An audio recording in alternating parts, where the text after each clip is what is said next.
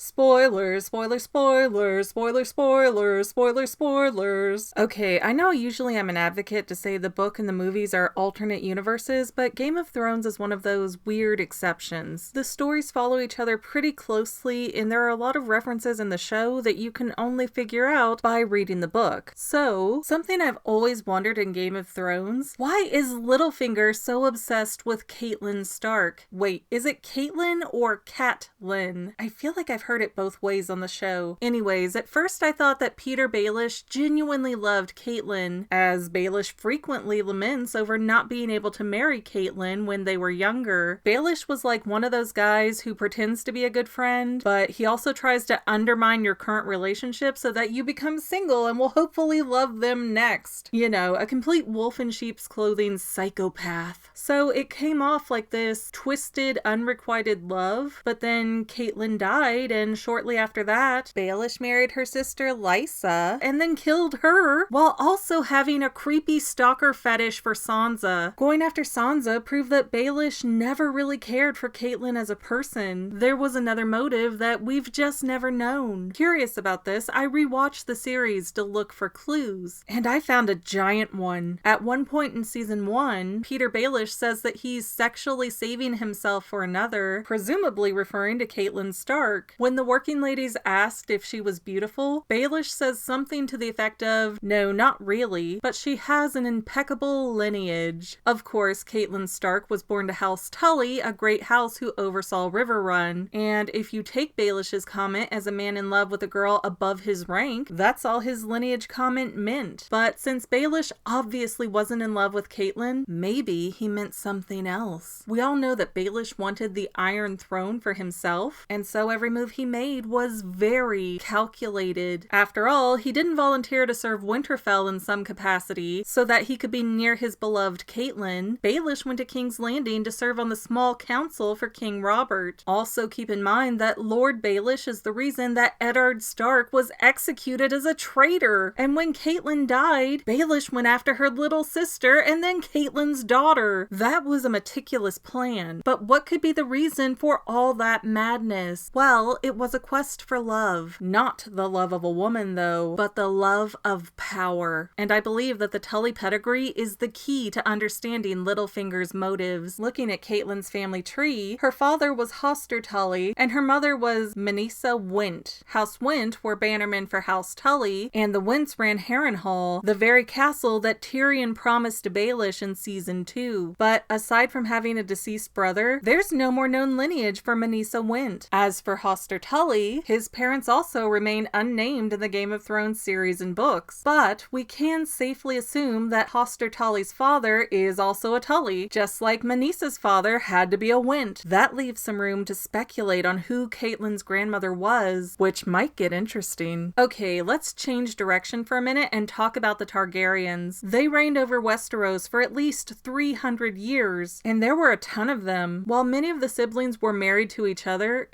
every so often the Targaryen family tree branched out. What we know for certain, based on the books, is that House Baratheon split off of the Targaryen line, and there are several places where we see a Martell marry an heir to the throne. That makes sense, because the Martell family was supposed to be very wealthy with a large army, so it was a good ally to make. Rhaegar Targaryen, the Mad King's firstborn son, actually annulled his marriage to a Martell when he took Lyanna Stark as his second wife. Anyways, the interesting thing with the Targaryen family tree is that there are several women who aren't fully accounted for. Particularly, Maester Aemon, who was uncle to the Mad King, had two sisters, Rhae and Daela. The books say that both of these sisters were eventually married and had children, but the books don't bother to say who they married. Well, one of them probably married their brother, Aegon V. That was presumably Rhae, am I saying that right? Because she gave Aegon a love potion, but we can't really be certain if either sister married Aegon. For argument's sake though, let's say that Daela was the one who got away from incest. Now, if you're a king, one of the best ways to secure the loyalty of your neighboring kingdoms is to marry your spare children off to the other great houses. If you worry that, say, House Martell might rise up against you, you have their heir marry one of your daughters and now you're family. So it helps to kill any rebellions in their tracks. Over the past 300 years, I'm sure Targaryens have become become a part of every great house in Westeros. I mean, Robert Baratheon was actually the next in line for the throne after he killed all those Targaryen relatives of his. So, if we match up the timeline and look at the age of Maester Aemon, his sister Daela would have been the right age to marry Hoster Tully's unnamed father, or potentially even Manissa's grandmother, which could make Daela Targaryen Catelyn Stark's grandmother, meaning the Tully bloodline would be next in line for the throne. Of course, Daenerys and her dragons weren't in the picture at this point, and no one knew about Jon Snow then, so, I mean, this is kind of, I guess, a could-have-been theory. So there you have it. That's the connection. That's the reason for Petyr Baelish's obsession with Catelyn Stark. Baelish went to King's Landing to learn how the royal system worked. He used that system to find out that Cersei's children were not legitimate heirs to the throne, and he seized the opportunity to exploit that information. He then killed Jon Arryn, put Eddard Stark in charge, and subsequently killed him too, which got Catelyn's husband out of the picture. If Baelish could manage to do something crazy, like marry Catelyn, start a war between the Baratheon brothers so that they killed each other off, and get Catelyn's brother imprisoned, Baelish would then be in a unique position to be a trusted servant of the crown, a position that would allow him to persuade others into declaring Catelyn Stark the rightful ruler of Westeros based on her Targaryen grandmother. That would have made Littlefinger the king consort of the Seven Kingdoms. But when that plan failed, Tywin Lannister arranged for Baelish to marry Lysa. However, Lysa had no claim on the Eyrie, as it was her husband's castle, and her son Robin was already its heir. Now, Lysa had the same lineage as Catelyn, but she was also quite the mental case, making her impossible to control or predict. So Baelish killed her rather than try to tame her. Then, when Sansa became poised to become the Queen of the North, Baelish suddenly regained his severe interest in her. Next to her uncle Edmure, who is shown as incompetent and who Walter Frey has locked up, Sansa would be the next one in line for the Targaryen throne if my theory is correct. Even if Sansa didn't take the Iron Throne, being Queen of the North would come with its own crown. So all of Petyr Baelish's actions were done with the goal of gaining a crown, any crown, which is exactly what Baelish said he wanted from the beginning. Yeah, I might be overthinking it, but that's literally my job. Well, that's all I have for now, but this video's not quite over yet. I get a lot of comments that say, do a theory on this topic, but I've already done those theories. So please consider going to my main channel page and clicking on the video tab so that way you can see everything I've done. You will probably find a lot of things you like that you never even knew that I posted. I want to let you know that I also have two other channels, Say Halo Goodbye Gaming and the Fanily Family Vlogs. Thank you so much for watching, and I hope you enjoyed enough to hit subscribe and share. I can use all the help I can get to let other people know that this channel exists. And if you made it this far, leave me a comment that says something like, hey, I made it to the end, and then let me know what kind of videos you want to see in the future. I can't make any promises, but the more people that request something, the more I can look into it. Okay, well, I love you. I'll see you in the next video.